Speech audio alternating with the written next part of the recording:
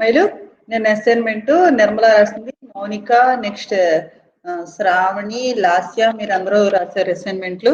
ఒకసారి అవి ఎందులో ఏమేంటి కరెక్షన్స్ ఉన్నాయో ఒకసారి చెప్తాను చూడండి. నిర్మల రాలేదు ఈరోజు. నిర్మల ఓకే అన్ని కరెక్ట్ గానే రాసింది. నెక్స్ట్ తర్వాత లాస్య. లాస్య వచ్చి ఓకే बसर करना, निवास करना, मैं अनंतपुर में बसर करती हूँ, आदर करना, इज्जत देना, माता पिता को आदर करना हमारा कर्तव्य है। ओके करेक्ट है। इज्जत मर्यादा अध्यापक को इज्जत देना चाहिए। ओके वफादार विश्वास पात्र। लता एक वफादार अफसर है। कुसंग बुरी संगति, मैं कुसंग से कुसंग को दूर करती हूँ। ओके भ्रष्टाचार बुरे आचार। हमारे देश में अनेक भ्रष्टाचार हैं। ओके पद प्रदर्शक मार्गदर्शक, मैं लोगों के लिए पद प्रदर्शक बनना चाहती हूँ। चपरासी अंटे नौकर, मेरी दुकान में चपरासी करती हैं, काम करती हैं। ओके లాస్య ఓకే బానే ఉన్నాయి అమ్మాయి అన్ని కరెక్ట్ గానే రాసావు ఓకే నెక్స్ట్ లాస్య తర్వాత నిర్మల ఓకే మౌనిక పెట్టింది కదా జీ మౌనిక కూడా పెట్టింది ఓకే జీ మౌనిక ओके कुसंग स्कैनिंग लाइट का तीसरा भ्रष्टाचार बुरे आचार समाज में भ्रष्टाचार अनेक है हम कुसंग को दूर करना चाहिए रहना चाहिए विरासत शाम को राम को विरासत से एक महल मिला करके महात्मा गांधी जी ने स्वतंत्रता के कारण चिरस्मयी हो गए हम हैदराबाद में बसर करते हैं ओके अध्यापक को आदर करना हमारा कर्तव्य है हमारे भाई दफ्तर में काम करता है मेरे भाई है नमचमटा नेक्स्ट शाह की दुकान में चपरासी का काम करता है मैं दोस्तों के साथ इंतजार करती हूँ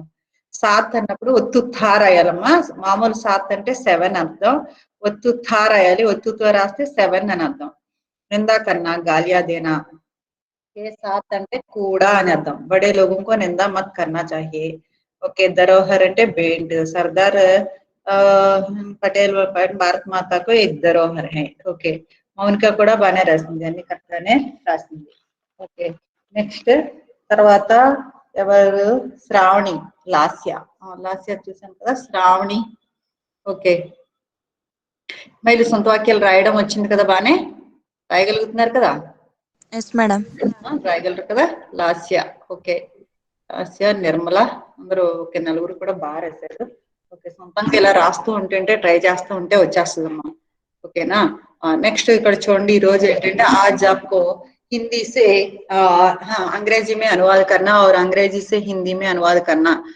इन विषय माने किस प्रकार करना है माने इनको इन शब्दों को क्या कार्यालयी हिंदी कहते हैं कार्यालयी हिंदी అంటే ఏంటి ఇక్కడ ఆఫీసుల్లో ఉపయోగించడానికి వాడబడే పదాలు మాట ఇవి ఇక్కడ ఇచ్చాను నేను ఏమైతే ఇచ్చానో ఇవన్నీ ఆఫీసుల్లో లెటర్ రైటింగ్ కి వాడబడే పదాలు మాట ఈ పదాలని మీరు బాగా బై హార్ట్ చేయాలి బై హార్ట్ చేసి ఇవేం చేయాలి అంటే మీరు ఏం చేస్తారంటే ఎగ్జామ్ లో ఒక 10 ఇచ్చి 5 రాయమంటారు అంటే ఏంటి ఎలా ఇస్తాడు नीचे दिए गए 10 शब्दों में 5 शब्दों को अंग्रेजी में अनुवाद कीजिए అంటే हिंदी शब्द अगर हिंदी शब्द देते हैं तो आपको अंग्रेजी में बदलना पड़ता है या अंग्रेजी के शब्द देते हैं तो हिंदी में बदलना पड़ता है हिंदी में अनुवाद करना पड़ता है इन शब्दों को क्या कहते हैं कार्यालयी हिंदी शब्द कहते हैं इन शब्दों को ही उपयोग करके हमें लेटर्स माने पत्र लेखन पत्र को लिखना चाहिए మనం ఏంటంటే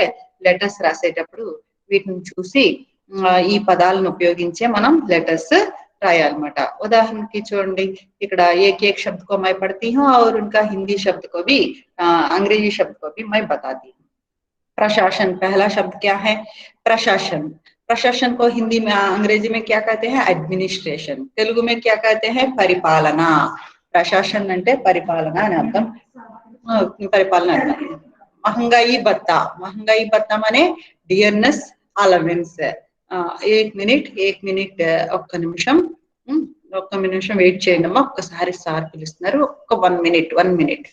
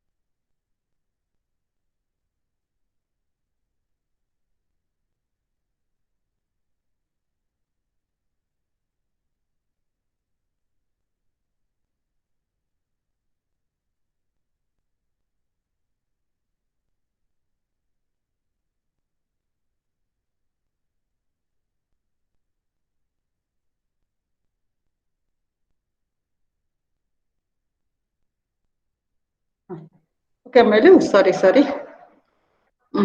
చూడండి पहचान पत्र माने ఐడెంటిఫికేషన్ కార్డ్ सलाहकार एडवाइजर निर्देशक डायरेक्टर स्पष्टीकरण मीन्स क्लारिफिकेशन అంటే మీకు ఇవి ఆల్రెడీ మీనింగ్స్ అడ్మినిస్ట్రేషన్ అవి మీనింగ్స్ తెలుసమ్మా చెప్పాలా ఆల్రెడీ ఇందాక క్లాస్ వాళ్ళందరూ ఇది వరకు చెప్పినయే కదా అనేసి అన్నారు అడ్మినిస్ట్రేషన్ అది తెలుసా మీకు అడ్మినిస్ట్రేషన్ అంటే పరిపాలన తర్వాత డిఎన్ఎస్ అలవెన్స్ అంటే కరువు భత్యము ఐడెంటిటీ కార్డ్ అంటే తెలుసు కదా గుర్తింపు ఐడి కార్డు అంటాం కదా మనం అది అడ్వైజర్ అంటే సలహాలు ఇచ్చేవాడు సలహాకారు అంటాం డైరెక్టర్ అంటే దర్శకుడు అంటే నిర్దేశకు తర్వాత స్పష్టీకరణ అంటే క్లారిఫికేషన్ క్లియర్ అంటే ఏంటి ఒక ఏదైనా డౌట్ వచ్చిందనుకోండి డౌట్ ని క్లియర్ చేయడాన్ని से क्या कहते हैं क्लैरिफिकेशन हिंदी में क्या कहते हैं स्पष्टीकरण कहते हैं और कटौती माने डिडक्शन అంటే తగ్గింపు అనేది తర్వాత అవలోకన్ అంటే పెరూజల్ అంటే ఏంటి ఒక్కసారి అంటే మీరు చూడడం కోసం అని అంటాం కదా అలా అంటే మీరు ఒకసారి చూస్తారని అలా అంటామే అలా మీరు చూడడం కొరకు అని అన్నమాట వస్తుంది మహాసచివ్ అంటే జనరల్ సెక్రటరీ కులపతి అంటే వైస్ ఛాన్సలర్ సంయోజక్ అంటే కన్వీనర్ వైస్ ఛాన్సలర్ అంటే ఎవరు యూనివర్సిటీకి హెడ్ ఉంటారు కదా వాళ్ళని వైస్ ఛాన్సలర్ అంటారు కన్వీనర్ అంటే ఏంటి ఏర్పాటు చేసేవాళ్ళు ఒక మీటింగ్ అయినా కానీ ఏదైనా ఒకటి ఏర్పాటు చేసేవాళ్ళని కన్వీనర్ అంటారు ప్రబంధక్ అంటే మేనేజర్ తర్వాత నగర నిగమ్ అంటే మున్సిపల్ కార్పొరేషన్ అంటే మామూలుగా తెలుసు కదా ఇప్పుడు మున్సిపల్ కార్యాలయం అంటే మున్సిపల్ ఆఫీస్ అంటే మున్సిపల్ కార్యాలయం అంటాం అలా కాకుండా మున్సిపాలిటీ అంటే నగర కార్యాలయం అంటాం ఇక్కడ మున్సిపల్ కార్పొరేషన్ కాబట్టి నగర్ నిగమ్ తర్వాత ముఖ్యాలయ్ హెడ్ క్వార్టర్స్ తర్వాత అనుదాన్ అంటే గ్రాంట్ అని అర్థం పారపత్ర అంటే పాస్పోర్ట్ తర్వాత చూడండి రాజ్పాల్ అంటే గవర్నర్ సచివ్ అంటే సెక్రటరీ తర్వాత రాజ్దూత్ అంటే అంబాసిడర్ అంటే రాజ్దూత్ అంటే రాయబారి అంటాం కదా రాయబారి అంటాం అలాగే గవర్నర్ ఇక్కడ చెప్పాను రాజ్పాల్ అంటే ఏంటి రాజ్ అంటే ఏంటి స్టేట్ ని పాలించేవాడు కాబట్టి గవర్నర్ అలాగే లేఖా పరీక్షక్ అంటే ఆడిటర్ ని లేఖా పరీక్షక్ అంటమాట జ్ఞాపన్ అంటే మెమోరాండం తర్వాత శిక్షా అధికారి అంటే ఎడ్యుకేషనల్ ఆఫీసర్ విద్యకి మామూలు ఎడ్యుకేషన్ డిపార్ట్మెంట్ లో హెడ్ ని ఎడ్యుకేషనల్ ఆఫీసర్ అంటారు ట్రెజరర్ అంటే కోశాధ్యక్ష ఆజిత్ చుట్టి అంటే ఎరండ్ లీవ్ ని ఆజిత్ చుట్టి అంటమాట అలాగే చూడండి సభాపతి మనే చైర్మన్ యోజన మనే ప్లానింగ్ తర్వాత లిపిక్ అంటే క్లర్క్ తర్వాత విభాగ్ అంటే డిపార్ట్మెంట్ నగరపాలిక అంటే మున్సిపల్ లేఖాకార్ అంటే అకౌంటెంట్ తర్వాత సంపాదక్ అంటే ఎడిటర్ జలాధీష్ అంటే कलेक्टर अनुवादक అంటే ट्रांसलेटर माने एक भाषा से दूसरी भाषा में अनुवाद करने वालों को अनुवादक कहते हैं लेखाकार అంటే అకౌంటెంట్ అకౌంట్స్ చూసే వాళ్ళని లేఖాకార్ అంటాం అలవెన్స్ ఎలక్షన్ అంటే చునావ్ विश्वविद्यालय यूनिवर्सिटी ज्ञापन मेमोरांडम उच्च न्यायालय हाईकोर्ट संसद पार्लमेंट अधिसूचना नोटिफिकेशन ఈ రకంగా చూడండి ఇవన్నీ కూడా ఈ పదాలు మీకు ఏంటి అంటే యాజ్ టీజ్ గా మీరు అక్కడ ఏ పదాలు అయితే ఇచ్చేమో అవే పదాలు రాయాలి మీ సొంతంగా వేరే పదాలు రాయకూడదు ఇది ఎందుకంటే రాజభాష ఆయోగ్ ఏంటంటే ఇవి కార్యాలయ హిందీ అని చెప్పేసి ఈ పదాలు తయారు చేస్తుందన్నమాట ఈ ప్రయోజనమూలక హిందీ పదాలు అంటారు అంటే ఏంటి మనం లెటర్స్ రాసేటప్పుడు కంపల్సరీ అందరూ ఇవే పదాలు వాడాలి అంతే తప్ప వేరే సొంత పదాలు వాడకూడదు అనమాట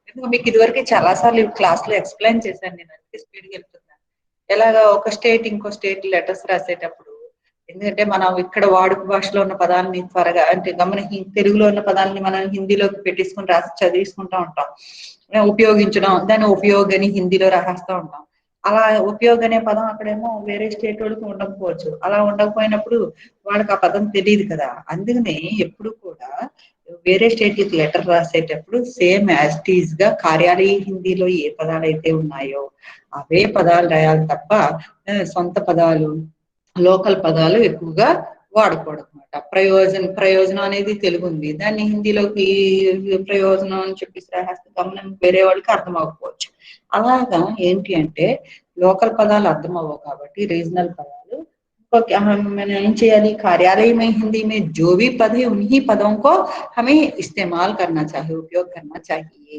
అందుకనే మీరు ఏంటంటే ఈ పదాలు బాగా నేర్చుకోవాలన్నమాట అందుకని మీరు ఏం చేస్తారంటే ఈ పదాలని ఇంకా తప్పదు ఏంటంటే బట్టి పట్టాడమా అన్నట్టు నేర్చుకోవాలన్నమాట నెక్స్ట్ సాటర్డే క్లాస్ లో నేను కంపల్సరీ అందరినీ ఈ పదాలను అడుగుతాను మీరు అందరూ కూడా బైహార్ట్ చేయాలమ్మాయిలు బైహార్ట్ చేసుకొని అందరూ రావాలి నేను అందరినీ కూడా అడుగుతాను ఓకేనా మేలు మరీ ఈ రోజు 5 మెంబర్స్ కూడా 2 మెంబర్స్ వచ్చారంతే మౌనిక మౌనిక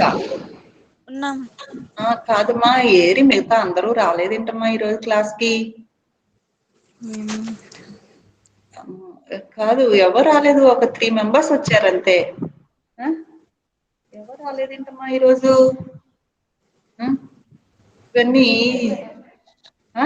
ఏది క్లాస్ ఉందని తెలుసు కదా అందరూ రావాలి కదా ఎందుకు రావట్లేదు వీళ్ళందరూ అసలు క్లాస్ ఉన్నప్పుడు రావాలి కదా అందరూను అసలు ఫోన్లు చేస్తుంటే ఫోన్లు లిఫ్ట్ చేయట్లేదు ఎలా చేయమంటారు చెప్పండి ఫోన్లు లిఫ్ట్ చేయట్లేదు ఇప్పుడు వచ్చింది తస్లీం ఇప్పుడు వచ్చావా నువ్వు ఇంత లేట్ గా వస్తారా తస్లీం ఇంత లేట్ అయింది చూడు ఇప్పుడు 2 o'clock కి మీ క్లాస్ అంటే ఇలా వస్తే ఎలా చెప్పండి ఎలా చెప్పమంటారు తస్లీం ఇప్పుడు వచ్చింది తస్లీం ఏ గ్రూప్ ఓకే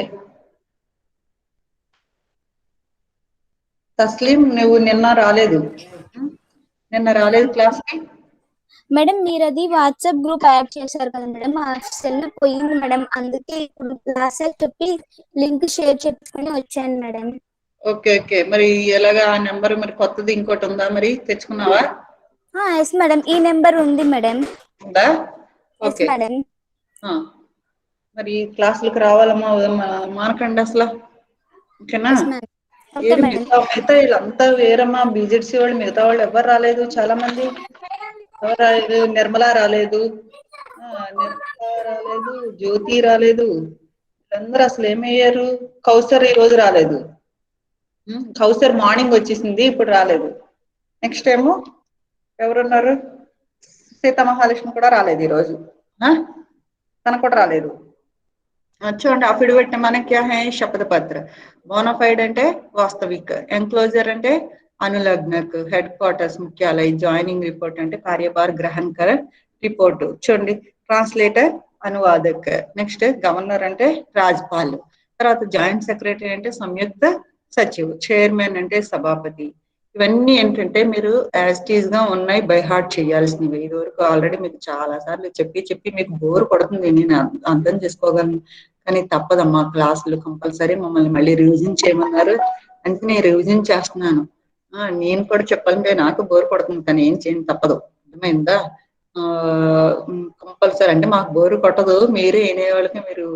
తెలిసిపోయినాయి అని చెప్పేసి మీరు అందరూ విన్నామంటారు చూడండి ఎన్క్లోజర్స్ అంటే చెప్పాను ఇంతమంది లెటర్స్ లో మనం ఏమైనా ఎన్క్లోజర్స్ జిరాక్స్ కాపీస్ ఇలాంటివి ఏమైనా ఎన్క్లోజ్ చేస్తే కనుక అవన్నీ కూడా ఎన్క్లోజర్స్ అంటాం తర్వాత ముఖ్యాలయం అంటే హెడ్ క్వార్టర్స్ జాయినింగ్ రిపోర్ట్ అంటే కార్యభార్ గ్రహణ్ రిపోర్ట్ అంటే మనం ఏదైనా ఆఫీస్ లో జాయిన్ అవుతున్నాం అనుకోండి జాయిన్ అయినప్పుడు అక్కడ బాధ్యతలన్నీ స్వీకరిస్తే కనుక దాన్ని అక్కడ ఏమంటామంటే కార్యభార్ గ్రహణ్ రిపోర్ట్ కార్యభార్ ग्रहण అంటే स्वीकार करना स्वीकार करने का जो कार्यभार स्वीकार करने का जो रिपोर्ट है उस रिपोर्ट को क्या कहते हैं ज्वाइनिंग रिपोर्ट कहते हैं अनुवादक माने ट्रांसलेटर को हिंदी में अनुवादक कहते हैं गवर्नर అంటే राज्यपाल जॉइंट सेक्रेटरी संयुक्त सचिव चेयरमैन ने सभापति अलावेंस भत्ता फेयर कॉपी स्वच्छ प्रति मेमोरांडम माने ज्ञापन फेयर कॉपी అంటే ఫేర్ గా రాసే కాపీని అంటారు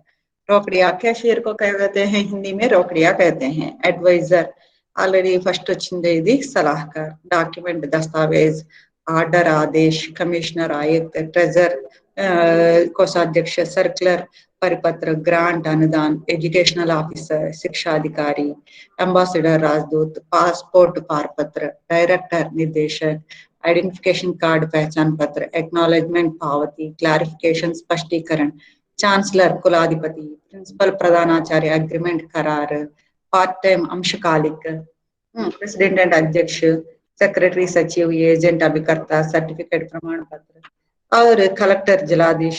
मैनेजर को क्या कहते हैं? प्रबंधक कहते हैं। కాన్ఫిడెన్షియల్ माने గోపనీయ, అంటే సీక్రెట్ ఏదైనా ఉందనుకోండి దాన్ని ఏమంటారు అంటే కాన్ఫిడెన్షియల్ అంటారు, గోపనీయ। ఈ రకంగా 40 ఉన్నాయి మొత్తం టోటల్ 40 80 వర్డ్స్ ఇచ్చాను। 80 వర్డ్స్ లో మీకు కంపల్సరీ 10 వర్డ్స్ వస్తాయి, అంటే 20 ఇస్తారు, 20 ఇస్తే మీరు 10 రాయాల్సి వస్తుంది అనమాట। ఓకేనా? अगर वे हिंदी में पूछता है, हिंदी में पूछ के अंग्रेजी में लिखने को कहता है तो अंग्रेजी में ट्रांसलेशन करना है। अगर अंग्रेजी में देकर हिंदी में ट्रांसलेशन करने को कहते हैं तो हिंदी में आपको लिखना पड़ता है।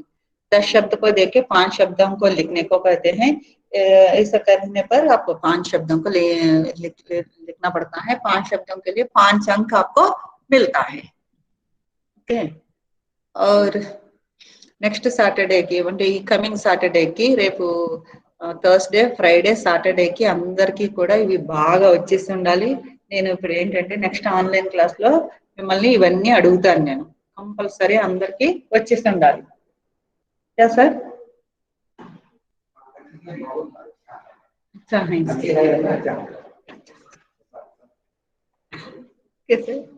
ओकेना? सर बात है। और क्या है, इस सैटरडे को आप सबको बाय हार्ट करना पड़ता है। और मैं सैटरडे को जो भी क्लास है उस क्लास में मैं आप सबको पूछती हूँ मैं, సరేనా? అందరూ చదువుకు రావాలి, చదువుకు వస్తే అందరినీ కూడా నేను అవి అడుగుతాను। మీరు వరుసగా లేదంటే బై హార్ట్ చేసినవన్నీ నాకు అప్పచెప్పినా పర్లేదు, ఆన్లైన్ అయినా పర్లేదు, నాకు అప్పచెప్పండి, నేను అడుగుతాను। లేదు ఒక్కొక్క పదం అడుగుతాను, దానికి మీరు అవి చెప్తూ ఉండాలి। ఎందుకంటే బై हार्ट कंपलसरी बై हार्ट చేయాలి। ఎందుకంటే ఏదైనా लेटर अगर आपको लेटर लिखना पड़ता है, अगर हिंदी में आपको लेटर लिखते हैं तो उस लिखते समय ये शब्दों को आपको जरूर इस्तेमाल करना पड़ता है। इन्हीं शब्दों से आपको लेटर को लिखना पड़ता है, इसलिए आपको इन शब्दों को बై हार्ट करना चाहिए। ఓకేనా? మేలు కంపల్సరీ ఏదైనా లెటర్ రాసేటప్పుడు కంపల్సరీ ఇవే పదాలు ఉపయోగించాలి, కాబట్టి ఇవి మీ నోటికి బై హార్ట్ వచ్చేయాలన్నమాట। బై హార్ట్ వచ్చేయాలి కాబట్టి, బాగా నోటికి వచ్చేయాలి కాబట్టి ఈ పదాలను మీరు బాగా బై హార్ట్ చేయండి। ఓకేనా మైలు? Yes ma'am. ఇంకా చెప్పండి। నెక్స్ట్, నిన్న మీరు అసైన్మెంట్ రాసిన వాళ్ళు ఎవరెవరు? నిర్మల రాసింది, మౌనిక రాసింది, నెక్స్ట్ ఎవరు? తస్లీ రాయలేదు, శ్రావణి రాసింది, లాస్య రాసింది। తస్లీం నువ్వు అసైన్మెంట్ రాయలేదు? తస్లీం, తస్లీం లైన్ లో ఉన్నవా? హలో, మ్యూట్ చేసుకొని ఒకసారి మాట్లాడండి, అన్మ్యూట్ చేసుకొని మాట్లాడండి। తస్లీం మేడం అసైన్మెంట్ రాయలేదు నువ్వు? మేడం సెల్ పోయిందనే నాకు ఏ మెసేజెస్ రావడం లేదు మేడం। మరి ఇప్పుడు సెల్ యాడ్ చేసుకుంటున్నావా? మేడం సెల్ నెంబర్ పెట్టాను మేడం, సుభాష్ మేడం చెప్పాను మేడం, యాడ్ చేపిస్తా అన్నారు మేడం। ఓకే, ఇంకా యాడ్ అవ్వలేదు మేడం। ఓకే, మళ్ళీ ఒకటి చూడండి, ఇది మీకు ఒకటి వీడియో పెడతాను, ఒకసారి చూడండి అమ్మాయిలు।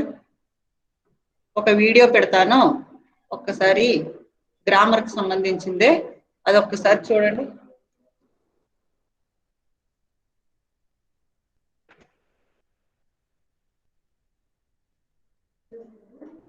వచ్చా, నేను వచ్చా।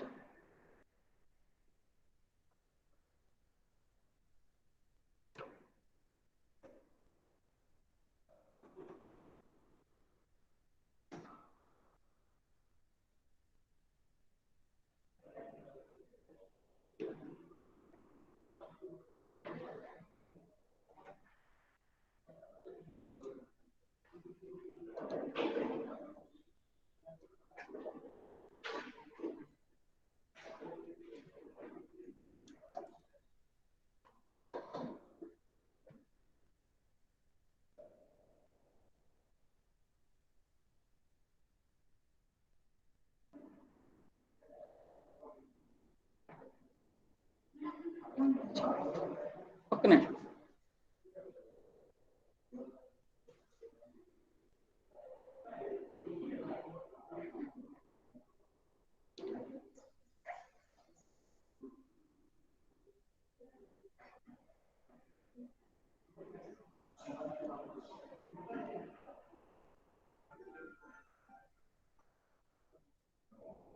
కార్యాలయ హిందీలే చూడండి, లెటర్స్ విడిగా ఉంటాయి చూడండి, ఒక్కొక్కటి కార్యాలయ హిందీ మీద. యూట్యూబ్ లో ఎలా ఉంటాయి చూడండి, ఒకటి ఎగ్జాంపుల్ గా చెప్తున్నాను.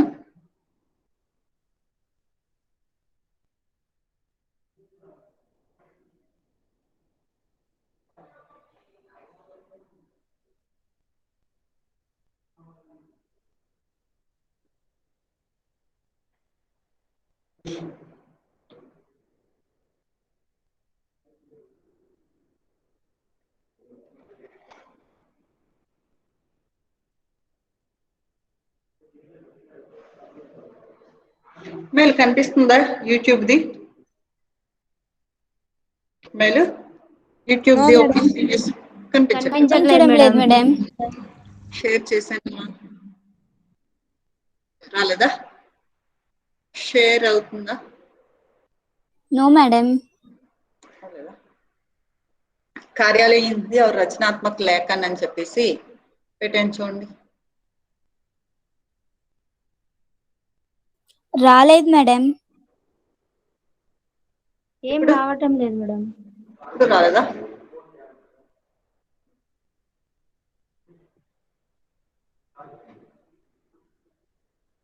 రాలేదా? No, madam. షేర్ పెట్టాను, నేను షేర్ చేశాను.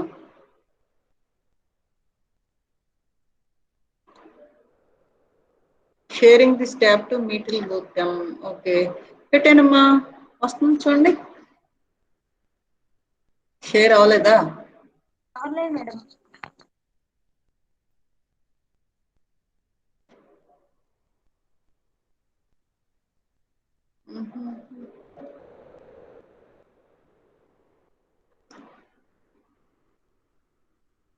ఎర్రర్ వస్తుంది. ఓహో, ఎర్రర్ వస్తుంది, ఎందుకో షేర్ అవ్వట్లేదు ఇది.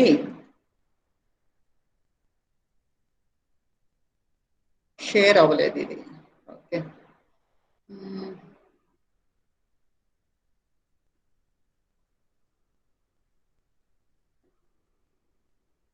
ఇప్పుడు చూడండి.